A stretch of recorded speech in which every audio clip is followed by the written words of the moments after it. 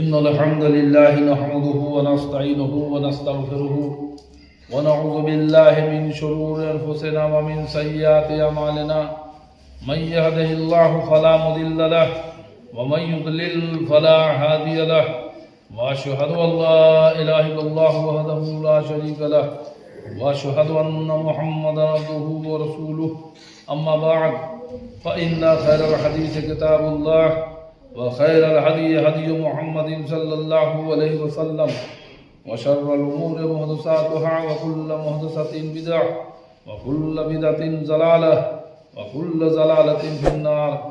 أعوذ بالله السميع العليم من الشيطان الرجيم. بسم الله الرحمن الرحيم. وقول الحق من ربكم فمن شاء فليؤمن ومن شاء فليكفر إنا أعتدنا للظالمين نارا أحاط بهم سرادقها وإن يستغيثوا يغاثوا بماء كالمهل يشوي الوجوه بئس الشراب وساءت مرتفقا. رب اشرح لي صدري ويسر لي أمري واحلل عقدة من لساني يفقهوا قولي. رب زدني علما اللهم رب زدني علما. قرآن مجید سورہ کہف سورہ نمبر 18 آیت نمبر 29. ساری تعریفیں حمد و ثنا کبریائی بڑائی پرشنسا اس اللہ رب العالمین کے لیے لائق و زیبا ہے جس نے زمین و آسمان ساری کائنات کو پیدا کیا اور بعد اس کے بیش بہا درود و سلام ہو اس نام نامی اسم گرامی احمد مجتبی محمد مصطفیٰ صلی اللہ تعالی علیہ وآلہ وسلم پر جنہیں ہماری ہدایت اور رہنمائی کے لیے مبعوث فرمایا گیا.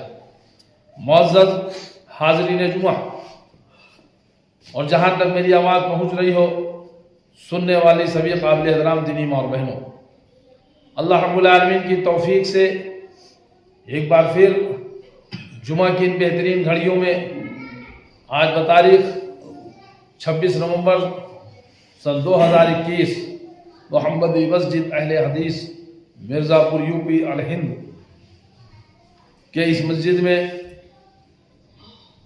ہم اور آپ نماز جمعہ ادا کرنے کے لیے آئے اور اللہ کی توفیق سے نماز جمعہ ادا کرنے سے قبل خطبہ جمعہ کے تعلق سے رب کا قرآن اور نبی کا فرمان مجھے کہنے کی اور آپ لوگوں کو سننے کی اللہ تعالیٰ نے جو توفیق دی اس کے لیے سب سے پہلے تو میں اللہ رب العالمین کا شکر ادا کرتا ہوں اور کچھ بھی کہنے سننے سے پہلے یہ دعا کرتا ہوں کہ اللہ تو مجھے حق کہنے کی اور آپ سبوں کو حق سننے کی اور ہم سبوں کو کہنے اور سننے سے زیادہ عمل کرنے کی توفیق عطا فرما. آمین یا رب العالمین. دوستو، آج کا جو خطبہ جمعہ ہے جس عنوان پر میں پوشائی کرنا چاہتا ہوں اللہ کی توفیق سے وہ ہے قرآن پر ایمان. ہمیں اور آپ کو اچھی طرح سے معلوم ہونا چاہیے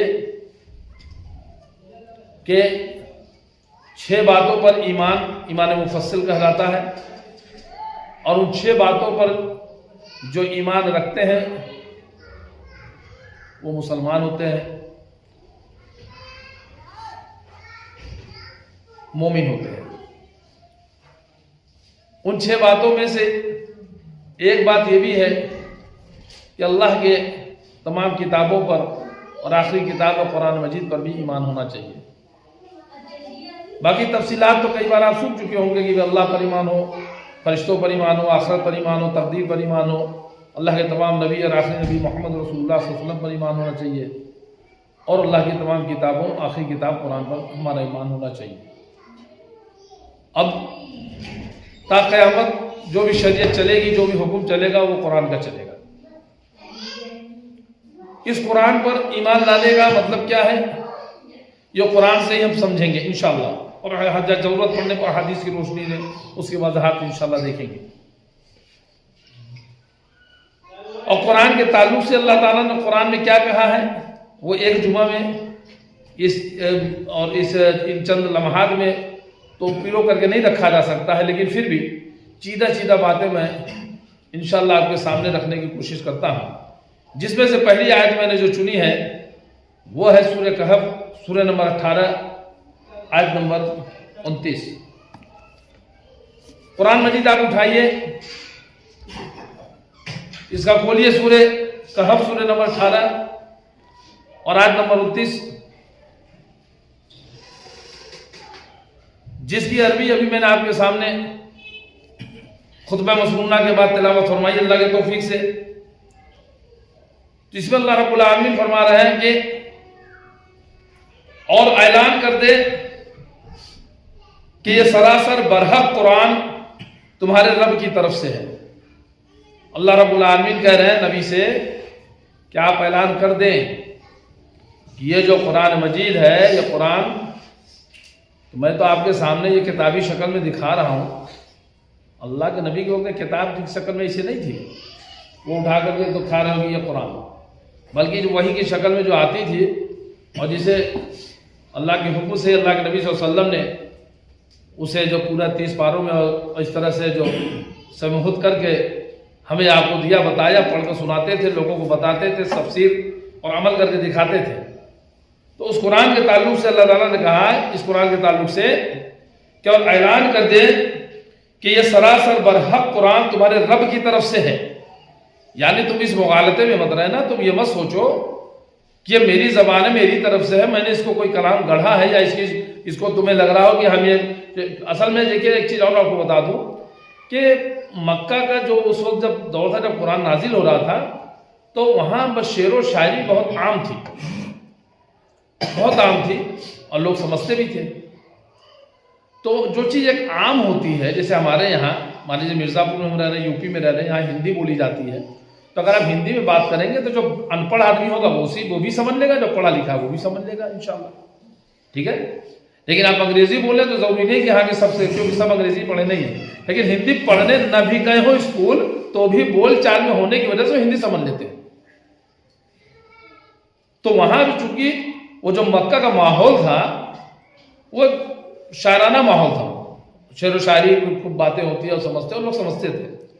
تو قرآن مجید میں جو اللہ تعالیٰ نے اس کلام کی خوبی دیکھے کہ لوگ وہی حیرت میں پڑھتے ہیں، اور کوئی قیامت تک کے لیے چیلنج ہے کہ کوئی اس کی جیسے ایک سورہ بھی نہیں بنا سکتا ہے کہ جب آپ پڑھیں گے الحمدللہ رب العالمین مین الرحمن الرحیم مالک یوم الدین ایاک نعبد و ایاک نستعین، تو اس طرح سے آپ پوری قرآن جب پڑھیں گے تو وہ ان کے وہاں اس طرح سے وہ ان کی سمجھ میں اچھی طرح سے آ جاتی تھی، کیونکہ وہ اس چیز کے ماہر تھے، وہاں کو چیز عام تھی۔ تو وہ بھی ایک ہی اعلان کر دو کہ یہ برحق قرآن تمہارے رب کی طرف سے، یہ مت سوچو انہوں نے کہ میں کوئی شعر و شاعری میں تمہیں سنا رہا ہوں معاذ اللہ، حالانکہ لوگ الزام لگانے والے لگاتے کہ یہ تو بڑا شاعر ہے، یہ تو ارے یہ تو بڑا جادوگر ہے، یہ تو ساحر ہے، اتنا سٹیک الفاظ کو اتنے پورے معنی کم الفاظ میں ساری باتیں جو ہے طرح طرح کے الزام مطلب کی لگا کرتے تھے۔ تو اللہ رب العالمین کہہ رہا ہے کہ آپ اعلان کر دیجئے، کھلم کھلا بتا دیجئے لوگوں کو میری طرف سے نہیں ہے، یہ برحق قرآن تمہارے رب کی طرف سے ہے، اس اللہ رب العالمین کی طرف سے ہے جس نے ہمیں تمہیں سب کو پیدا کیا، ساری کائنات کو بنایا ہے۔ اسی بات میں اللہ تعالیٰ کہہ رہا ہے کہ اور اعلان کر دے کہ یہ سراسر برحق قرآن تمہارے رب کی طرف سے ہے، اب جو چاہے ایمان لائے اور جو چاہے کفر کرے۔ اب تم میں سے جس کی مرضی ہو، تم میں سے لے کر اب قیامت تک کے لیے، اب جس کی مرضی ہو وہ ایمان لے آئے، ایمان لے آئے یعنی مان لے، ایکسپٹ کر لے، اقرار کر لے کہ ہاں میں اس بات کا جو اقرار کرتا ہوں اور دل سے یقین کرتا ہوں کہ اللہ کا کلام ہے، اس کا ایک ایک حرف ایک ایک لفظ صحیح ہے، حق ہے، سچ ہے اور قیامت تک کے لیے محفوظ ہے۔ اور چاہے تو انکار کر دے کہ نہیں ہم نہیں مانتے۔ اور آج بھی دیکھ لیجئے کس طرح سے جو ہے جو ایمان نہیں لائے ہیں وہ بھی، اور جو ایمان لانے کا دعویٰ کرنے والے وسیم رضوی جیسے شخصیت،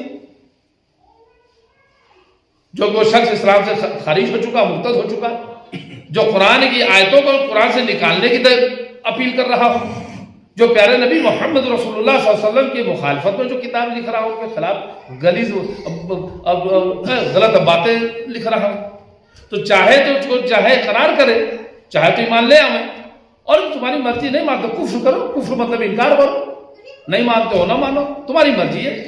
میں کوئی تم پر داروغہ بن کے نہیں آیا، میں تمہیں کوئی زبردستی منوانے کے لیے نہیں آیا ہوں۔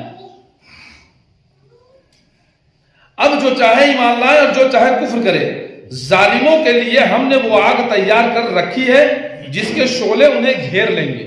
یعنی اگر وہ نہیں مان لاتے ہیں، نہیں مانتے ہیں، نہیں اقرار کرتے، نہیں ایکسپٹ کرتے ہیں، ان کی مرضی ہے، چھوڑ دو، وہ ظالم ہیں۔ تو ظالم کس معنی میں ہے؟ ظالم کیا ہے؟ تلوار لے کے کسی کی گردن کاٹ رہے ہیں اس معنی میں؟ ظالم کیا ہے؟ کسی کو ستا رہے ہیں اس معنی میں؟ نہ، وہ نہ مان کر اپنے اوپر خود ظلم کر رہے ہیں۔ اور یہ ظلم اس طرح سے پھر ایک سماج اور معاشرے کے اوپر بھی ظلم ہو رہا ہے کہ لوگوں کو جو ہے لادینی کی طرف، دہریت کی طرف، اللہ سے کے انکار کی طرف، مخالفت کی طرف لے جا رہے ہیں۔ یہ جو ظلم کر رہے ہیں، جو ظالم ہیں، ان ظالموں کے لیے اللہ تعالیٰ نے جو آگ تیار کر رکھی ہے اس کے شعلے انہیں گھیر لیں گے۔ اللہ تعالیٰ قرآن مجید میں باتیں کہہ کر کے قیامت تک کے لیے لوگوں کو یہ بتا رہا ہے، قیامت تک کے لیے لوگوں کو یہ حکم دے رہا ہے، ہدایت دے رہا ہے، قیامت تک کے لیے یہ لوگوں کو سمجھا رہا ہے کہ جان لو کہ اگر تم نہیں مان لاتے ہو، تم جو یہ ظلم کر رہے ہو، اس کی پاداش میں ہم نے تمہارے خلاف جہنم کی آگ تیار کر رکھی ہے جس کے شعلے جو ہے وہ انہیں گھیر لیں گے۔ اگر وہ فریاد رسی چاہیں گے تو ان کی فریاد رسی اس پانی سے کی جائے گی جو تیل کی گرم دھار جیسا ہوگا، جو چہرے بھون دے گا۔ بڑا ہی برا پانی ہے۔ یعنی جب وہ آگ کے شعلوں میں لپٹ جائیں گے، گھرے ہوں گے، آگ کی تپش سے انہیں پیاس لگے گی، ان کے گلے سوکھ رہے ہوں گے، کانٹوں جیسے پھنسنے لگیں گے، وہ اگر پینے کے لیے پانی بھی اگر مانگیں گے، وہ فریاد کریں گے کہ ہمیں کاش اس طرح سے آگ سے نکال دیا جائے، ہمیں کچھ پینے کے لیے پانی دیا جائے۔ تو ان کی فریاد رسی اس پانی سے کی جائے گی جو تیل کے دھار کی طرح گرم ہوگی۔ جیسے کوئی گرم کھولتا ہوا تیل ہو اور اس کی دھار کسی کے اوپر ڈالے، کسی کے کھال کے اوپر، تو اس کے کھال کا کیا ہوگا؟ کہیں گرم کھولتا تیل کسی کے اوپر پھینک دے تو کیا ہوگا؟ ایسے دھار بنا کے کسی کے جسم پہ ایک جگہ اگر ڈالتے رہے تو کیا ہوگا؟ تو اللہ رب العالمین فریاد کی فریاد رسی اس پانی سے کی جائے گی جو تیل کی گرم دھار جیسا ہوگا، جو چہرے بھون دے گا۔ چہرے پہ اگر وہ پانی لینا چاہے گی، چہرے پہ اگر وہ پانی کی دھار پڑے گی تو چہرے کو اس کی گرمی جو ہے وہ بھون دے گی۔ بڑا ہی برا پانی ہے اور بڑی بری آرام گاہ، یعنی بڑی بری جگہ دوزخ ہے ان کے لیے۔ تو میرے بھائی، اگر قرآن مجید کو، اگر اس اللہ کے اس کلام کو کوئی مانتا ہے کہ اللہ کا کلام ہے، اور ایک بار آپ کان کھول کر کے آپ سن لیں، دل و دماغ کی ڈائری میں لکھ لیں، نوٹ کر لیں کہ صرف مسلمان کے گھر میں پیدا ہو جانے سے، صرف مسلمانوں جیسا نام رکھ لینے سے کہ عبداللہ عبد الرحمن ہو گئے، صرف مسلمانوں جیسے شکل و شباہت بنا لینے سے کہ اونچا کپڑا، اونچا پیجامہ اور داڑھی اور ٹوپی لگا کر گھومنے، لیکن اور قرآن کو کہنے کے لیے مان بھی رہے کہ اللہ کا کلام، اللہ کا قرآن ہے، لیکن سب کے باوجود بھی اس قرآن مجید کے احکامات کو، قرآن کو ماننے کا مطلب، قرآن پر ایمان لانے کا مطلب کیا ہوتا ہے؟ مثال کے طور پر آپ دیکھتے ہوں گے کہ ہمارے انڈیا میں ہر سال سمویدھان میں کچھ نہ کچھ سنشودھن ہوتا رہتا ہے۔ تو کبھی دیکھا ہوگا کہ ہمارے یہاں مرزا پور میں بھی رکشے پر آدمی لاؤڈ اسپیکر میں لگا کر کے، مائک لگا کے گھومتا رہتا ہے اور بولتا رہے گا بھائی سمویدھان کا یہ سنشودھن ہوا، کرایہ دار کے لیے بھی یہ نیم ہے، اس کے لیے یہ نیم ہے، جسے لینا ہو بھائی آئیے، یہ سنشودھت جو ہے قانون اس تک آئی ہے، لے لے، نہیں بولتے رہتے ہیں۔ تو یا سمویدھان کی پوری کتابی شکل میں تو کوئی ہاں ہم اس سمویدھان کو مانتے ہیں، اس سمویدھان کو جو ہے ہم ایکسپٹ کرتے ہیں، بس اتنا کہہ دینے سے کافی ہوگا؟ یا سمویدھان کے اندر جو باتیں لکھی ہے اس کو ماننا ہے؟ تو ظاہر سی بات ہے سمویدھان کو ماننے کا مطلب یہ کہ سمویدھان کے اندر جو لکھا ہے ہم اس بات کو ایکسپٹ کرتے ہیں، اس بات کو ہم مانتے ہیں۔ उसी तरह से कुरान मजीद को मानने का मतलब, ईमान लाने का मतलब ये नहीं कि सिर्फ कुरान पर ईमान है और करके चूम लिए, चाट लिए, सीने से लगा लिए, इज्जत एहतराम से रख दिए, और जब कभी मन हुआ कुरान खाली हुई घर के तो कुरान उठा करके कुरान खाली पढ़ लिया, कुछ बुरिया बताशा उसमें दे दिया, घर में कोई मर गया तो मरने पर तीजा चहारम 40वां पढ़ दिया, या कोई मरने लगा उस वक्त कुरान लेके बैठ गया कि सूरह यासीन पढ़ोगे इनकी रूह जल्दी से निकल जाए, या कभी जब जिन घुस गया, भूत घुस गया तो सूरह बकरा की तलावत करो, या इसको ताबीज गंडों में पलीतों में लिख करके इसे लटका दो, या घरों के बाहर घरों के अंदर इसको चस्पा कर दो तो शैतान निकल जाए। इसलिए कुरान भेजा गया था। ये कुरान पर ईमान लाने का मतलब है कि अल्लाह के नबी सल्लल्लाहु अलैहि वसल्लम ने ये बताया है, ये कहा है। क्या कभी तीजा चहारम 40वां इस तरह से करके कुरान खाली का कभी कोई एहतमाम कभी नबी ने, सहाबा ने, अइम्मे दीन ने कभी किसी ने किया है? नहीं किया है। ये मकसद नहीं ईमान लाने का। ईमान लाने का मतलब ये कि रब के कुरान में अल्लाह रब्बुल आलमीन ने जो भी हुक्म, और देखिए बड़ी हिकमत, बिस्मिल्लाह के ब से कुरान शुरू होता है, बिस्मिल्लाह के ब से कुरान शुरू होता है, बिस्मिल्लाह के ब से कुरान शुरू होता है, और सूरे नास के सब पे जाके खत्म होता है। बिस्मिल्लाहिर्रहमानिर्रहीम ब मिनल जिन्नते वन नास स, ब और स, बस जितना दे दिया अल्लाह ने इस कुरान में, इतना ही तुम्हारे लिए काफी है, इतना ही तुम्हारी जरूरत के लिए, इससे ज्यादा की कोई गुंजाइश भी नहीं है, ना जरूरत है तुम्हें। और इस कुरान मजीद को तुम अपना लाहे अमल बना लो, अपनी जिंदगी का इसके ये पैमाना रख लो। हमें अगर कोई बात मानने का है, मनवाने का है, कहने का है, करने का है, वो रब के कुरान से, और इसी कुरान का हुक्म है। वो क्या है? कुरान मजीद सूरह मोहम्मद आयत नंबर 33, या अय्युहल्लज़ीना आमनू अतिउल्लाह व अतिउर रसूल वला तुब्तिलू अमालकुम, ऐ ईमान वालों अल्लाह की इताअत करो। यानी कुरान मानने वाले हो ना, ईमान ले आए हो ना, तो ईमान वाले हो गए। तो ईमान वालों, ऐ ईमान लाने वालों, ऐ मोमिनो, अल्लाह की इताअत करो और रसूल की इताअत करो, और अपने आमाल को बर्बाद मत करो। तो अल्लाह की इताअत का मतलब क्या हुआ? इस कुरान की इताअत करो, कुरान की बात को मानो। रसूल की इताअत का क्या मतलब हुआ? कि अल्लाह के नबी सल्लल्लाहु अलैहि वसल्लम की बातों को, ये अहादीस की बातों को, जो सही बुखारी की शक्ल में, सही मुस्लिम की शक्ल में, तिरमिजी, अबू दाऊद, नसाई, इब्न माजा, तमाम कितनी ही अहादीस की शक्ल में, और इनकी जो सहा है, जो सही अहादीसें हैं, उसकी शक्ल में उसको मानने का, उस पर इताअत करने का, और कुरान और हदीस पर ईमान लाने का मतलब यही है कि उसकी बातों को माना जाए। वला तुब्तिलू अमालकुम, और अपने अमाल को बर्बाद मत करो। कुरान कह रहा है, अल्लाह रब्बुल आलमीन कह रहे हैं, अगर कोई अमल ऐसा हुआ जो न रब के कुरान में हो, नबी के फरमान में हो, जो कोई भी अमल है न तो कुरान मजीद में मौजूद हो, जो कोई भी अमल हो जो कि नबी सल्लल्लाहु अलैहि वसल्लम की हदीस में मौजूद हो, अगर कुरान में मौजूद नहीं, हदीस में मौजूद नहीं, वो दीन नहीं। जो कुरान में नहीं, जो हदीस में नहीं, वो दीन में नहीं। और जो दीन में नहीं, उसका करने वाला फिर बिदती हो जाएगा, बिदत हो जाएगी, उसका कोई हमें फायदा नहीं होगा सिवाय गुनाह के। और वो इस तरह से गुमराही होगी कि बिदत के जरिए करते करता आदमी जो हो जहन्नमी हो जाएगा, जहन्नम की तरफ जा जाएगा। हमारे लिए मेरे भाई और दो ही चीजें हैं दीन खुदा के, दो ही उसूल, हुक्म इलाही व हुक्म रसूल। दो ही चीजें वाजिबुल कबूल, अतिउल्लाह व अतिउर रसूल। दो हाथ दो बात, न तीसरी हाथ न तीसरी बात। ये दो चीजों को अपने लाए अमल में हम ले आए, अपनी जिंदगी में उतार लें। बस यही अल्लाह रब्बुल आलमीन चाहता है, और कुरान पर ईमान लाने का माना यही हुआ। आगे अल्लाह रब्बुल आलमीन फरमा रहे हैं कुरान मजीद के सूरह सजदा, सूरह नंबर 32 आयत नंबर 25 में, कि हमारी आयतों को छोड़कर जो लोग फिरते फिरते हो गए, तो कयामत के दिन आपका रब उनके इख्तिलाफात का फैसला फरमा देगा।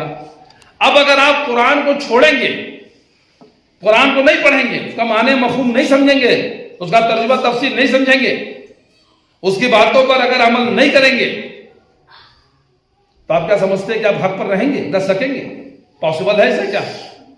आप संविधान को पढ़े ना हो, चले नहीं पढ़े, सुन रहे हैं, जान रहे हैं, समझ रहे हैं, कोई बात पूछना हो किसी से पूछेंगे।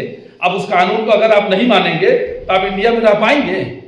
سماج میں رہنے دیا جائے گا؟ قانون آپ کو چھوڑے گا؟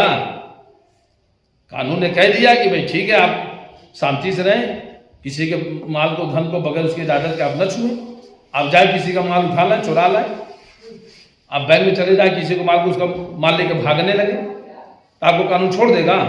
آپ اپنی مرضی سے کریں گے، ہم سنویدھان کو مانتے ہیں، سنویدھان کو مانتے ہیں، ہمارا اس میں وشواس ہے، لیکن آپ کا عمل اس کے خلاف ہو، ایسے ہی آپ سمجھ لیجئے۔ ہم قرآن کو مان رہے ہیں، قرآن پر ایمان ہے کہتے رہے، لیکن جو حکم قرآن نے دیا کہ اپنے گھر والوں، اپنی بیویوں سے، اپنی بیٹیوں سے، اپنے گھر والوں سے، مومنہ عورتوں سے کہہ دو کہ جب باہر نکلیں تو اپنے چہرے کو ڈھک لیں، مطلب پردہ کر لیں، اپنے جسم کو ڈھانپ لیں تاکہ وہ پہچانی جائیں گے کہ ہاں شریف عورتیں ہیں، لوگ ان کو چھیڑیں گے نہیں وہ۔ اور الحمدللہ آج آپ دیکھ لیجیے، اگر کوئی ایک نقاب میں پردے کر کے کوئی عورت خاتون جا رہی ہو اور ایک بے پردہ جا رہی ہو، جیسے آپ آج جس طرح کے ڈریس چل رہے ہیں، جو کلیجہ ٹاپ پہن کے یا جینس پہن کے یا اس طرح کے، تو اگر کوئی چھیڑی جائے گی تو کون سی چھیڑی جائے گی؟ نقاب والی یا بے نقاب والی؟ ظاہر سی بات ہے بے نقاب والی۔ تو اللہ کا حکم اگر آپ نے چھوڑا کہ ہم قرآن مانتے ہیں لیکن ہم پردہ نہیں، چلو پردہ محلے سے پردہ کر کے نکلے، باہر جا کے ہم نے اوپر کا یہ اتارا پلہ اٹھا کے کندھے پہ رکھ لیا، شاپنگ کرنے لگے، یہ پردہ، یہ کھلواڑ ہے۔ ابھی آپ کا کوئی پردہ کیے کوئی جا رہی ہو، اگر کوئی اس کا نقاب چھین لے، پلو کا کھینچ دے تو بوال ہو جائے، جھگڑا ہو جائے، لیکن وہ خود سے اگر اتار دے اور کندھے پہ رکھ کے گھومے تو کوئی بوال نہیں، کوئی خطرہ نہیں میرے بھائی۔ تو اللہ رب العالمین کیا کر رہے ہیں کہ ہماری آیتوں کو چھوڑ کے جو لوگ فرقے ہو گئے، اب آج کسی لوگوں نے کچھ کتابیں موٹی موٹی لے لی، کہیں کیا ہے بھائی یہ فضائل اعمال ہے، کہیں کیا ہے یہ فیضان سنت ہے، کہ اگر اللہ رسول کی ہی تو بات ہے، پھر کہتے ہیں کہ یہ قرآن حدیث کا نچوڑ ہے، اس کے اندر نچوڑ ہے، یہ ہماری فقہ ہے، ہمارے بڑے بڑے ائمہ کرام نے ہمارے اماموں کی لکھی ہوئی ہے، قرآن حدیث ہی تو ہے، قرآن حدیث ہی تو ہے، ارے قرآن حدیث سے ہی تو ہے، قرآن حدیث کا نچوڑ ہی تو ہے۔ میرے بھائی اس بات کو بھی سمجھنے کی ضرورت ہے۔ نچوڑ کس کو کہتے ہیں؟ آپ ایک گلاس پانی، ایک گلاس لیں، ایک لیمو لے لیں اور لیمو کو کاٹیں اور کاٹ کے اس کے اندر اس کو خوب عرق اس کا نچوڑ دیں، خوب نچوڑ دیں، ٹھیک ہے؟ اب کہیے کہ بھائی یہ نچوڑ ہے، ٹھیک ہے، یہ نچوڑ ہے، یہ لیمو کا اس میں۔ اب یہ جو آپ کا بچہ، یہ کیا بچہ؟ کھجا، اس کو کیا کریں گے؟ پاکٹ میں رکھ کے گھومیں گے؟ اس کو کیا کریں گے؟ اس کو پھل کی ٹوکری میں رکھیں گے؟ کھجا اٹھا کے پھینک دیا جائے گا۔ کہنا کیا چاہتے ہیں آپ کہ قرآن حدیث کا نچوڑ آپ کی کتابوں کے اندر، فقہوں کے اندر، آپ کے ائمہ کرام کی کتابوں کے جنہیں آپ نے منسوخ کیا، جو آپ بتا رہے، جو آپ کہہ رہے ہیں، جس کی حفاظت کی کوئی گارنٹی نہیں ہو، تو آپ کہنا چاہتے ہیں کہ قرآن حدیث کا نچوڑ اس میں آ گیا، قرآن حدیث کھجا ہو گیا، اب اس کو اٹھا کر کے تاکوں کی زینت بنا کر رکھ دیا جائے، اب یہ کوئی کام کی نہیں رہ گئی، معاذ اللہ، استغفر اللہ۔ کیا صحابہ نے یہی سمجھا تھا؟ کیا ان کو نچوڑ نہیں سمجھ میں آئی؟ کیا صحابہ کرام کو ایسی کتاب نہیں کر سکتے تھے کہ بھائی جو قرآن نہ پڑھا، جو نہیں پڑھا، چلو کتاب نکال دو، اس کو بنا لو، قرآن حدیث ضرورت نہیں، اس کو رکھ دو، اور اس کا نچوڑ تو آ ہی گیا، قرآن حدیث ہی تو ہے، قرآن حدیث سے ہی تو ہے۔ نہیں چلے گا، ہمیں پڑھنا پڑے گا، ہمیں سمجھنا پڑے گا، ہمیں ایمان لانا پڑے گا قرآن پر ہی اور اس کی تفسیر حدیث پر، صحیح حدیث پر۔ اور اگر نہیں کرتے ہیں، اللہ رب العالمین نے قرآن مجید میں کہہ دیا، سورہ سجدہ، سورہ نمبر 32 آیت نمبر 25 میں، کہ ہماری آیتوں کو چھوڑ کر جو لوگ فرقے ہو گئے، یہ ہمارا فقہ جعفریہ ہے، یہ ہمارا فقہ حنفی ہے، یہ ہمارا جو ہے فیضان سنت ہے، یہ ہمارا فضائل اعمال ہے۔ ارے قرآن حدیث کی ہی تو باتیں اس کے اندر ہیں۔ جو فرقے میں ہو گئے تو قیامت کے دن آپ کا رب ان کے اختلافات کو فیصلہ کر دے گا۔ اے نبی، آپ کو گھبرانے کی ضرورت نہیں ہے، اے نبی آپ فکر مند نہ ہو، اے نبی آپ بالکل نہ سوچیں، ہم نے آپ کو ان کے اوپر داروغہ بنا کے نہیں بھیجا ہے۔ ہم آپ سے یہ نہیں کہیں گے کہ وہ فرقے میں کیوں بٹے، ہم آپ سے یہ نہیں کہیں گے کہ وہ ایمان کیوں نہیں لائے۔ کیوں؟ ہدایت دینا اللہ کا کام ہے، ہدایت اللہ رب العالمین جسے چاہے دے اور جسے چاہے نہ دے۔ آئیے قرآن مجید سورہ قصص، سورہ نمبر 28 آیت نمبر 56 میں اللہ تعالیٰ ارشاد فرما رہے کہ اے نبی آپ جسے چاہیں اسے ہدایت پر نہیں لا سکتے، لیکن اللہ جسے چاہے ہدایت عطا کرتا ہے، اور جن لوگوں کو صحیح راہ پر چلنے کی تمنا ہے اللہ انہیں خوب جانتا ہے۔ یعنی نبی آپ کو ہم نے یہ بس میں نہیں دیا ہے، آپ کے ذمہ یہ کام نہیں دیا کہ آپ لوگوں کو ہدایت دیتے پھریں. آپ جسے چاہے آپ ہدایت نہیں دے سکتے ہیں، وہ کام ہمارا ہے. آپ کا کام تو صرف ہماری بات کو پہنچا دینا ہے.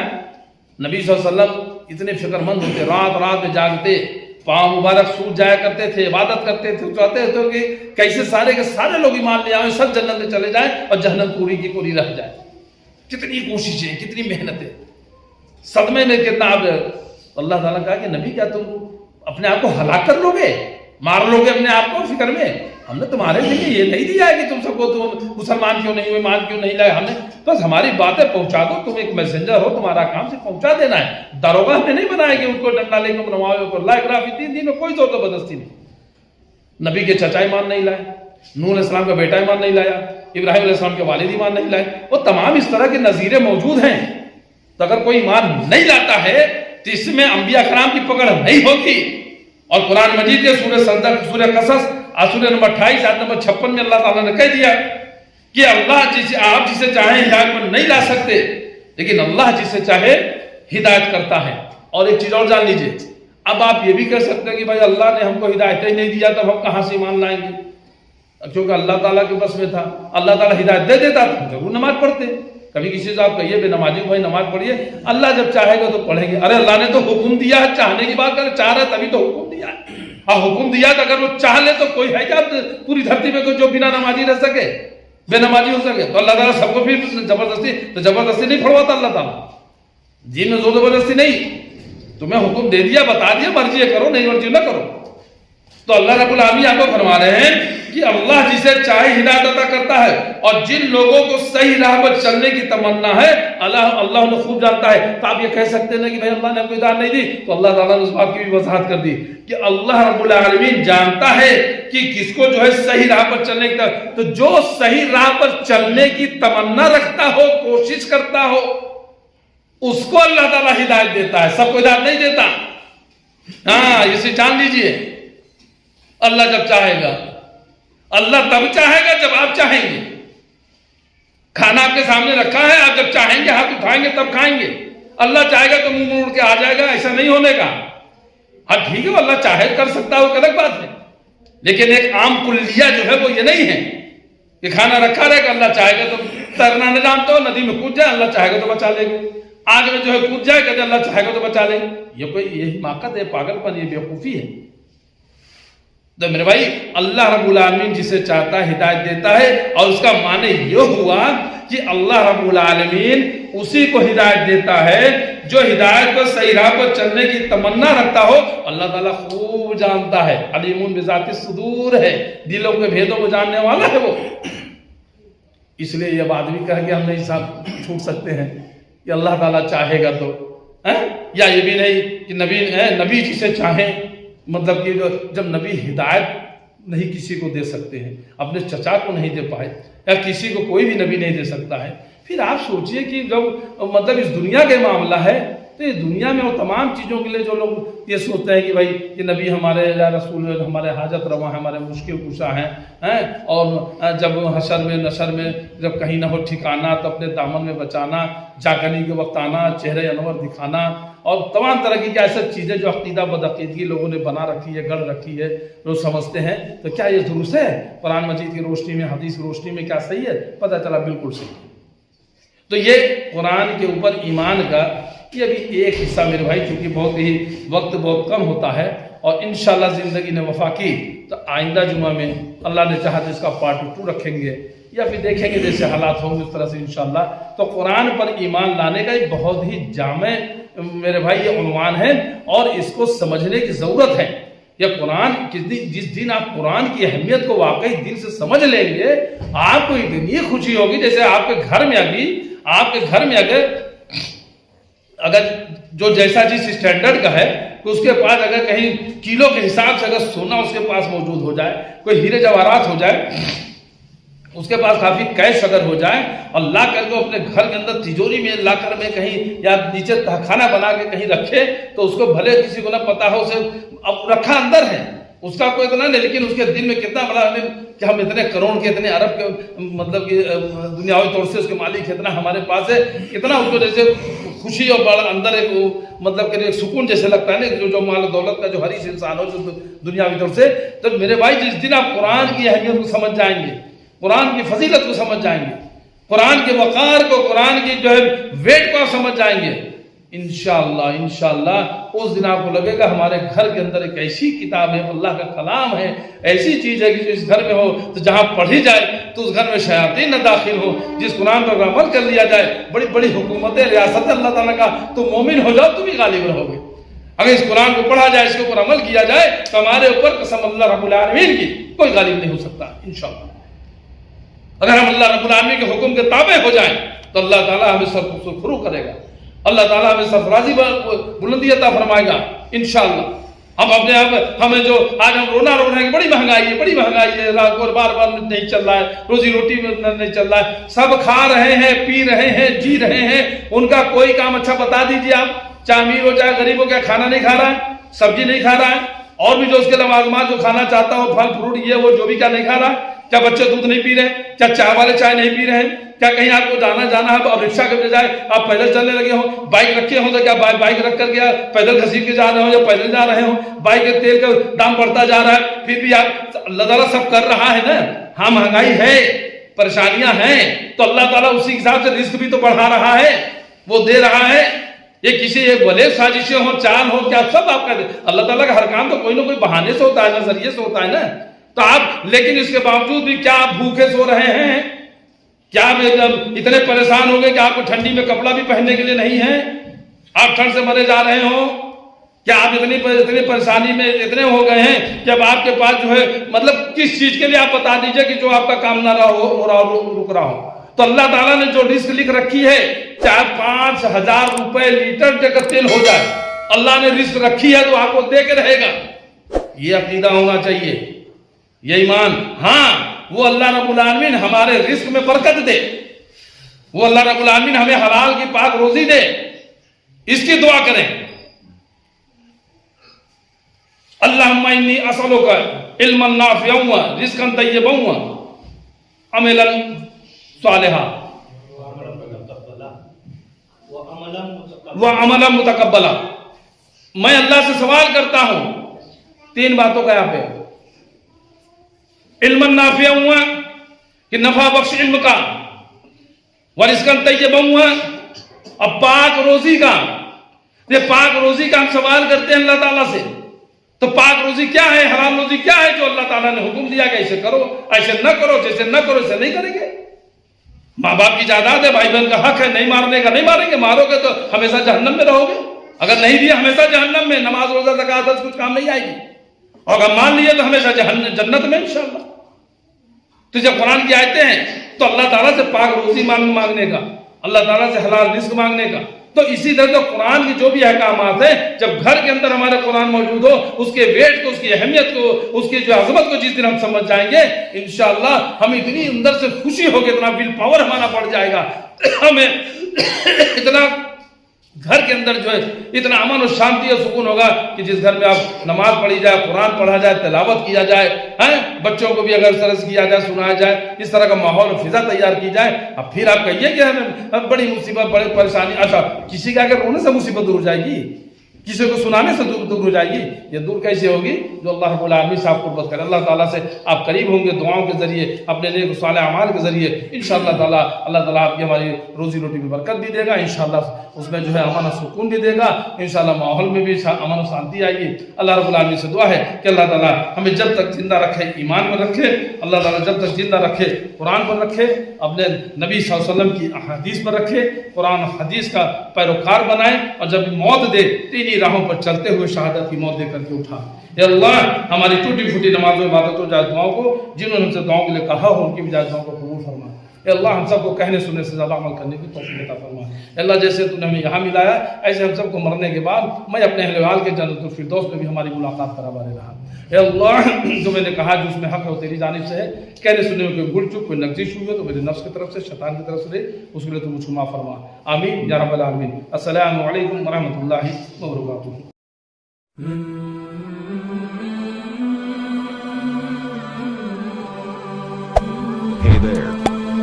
subscribe to my channel. And also press this bell icon.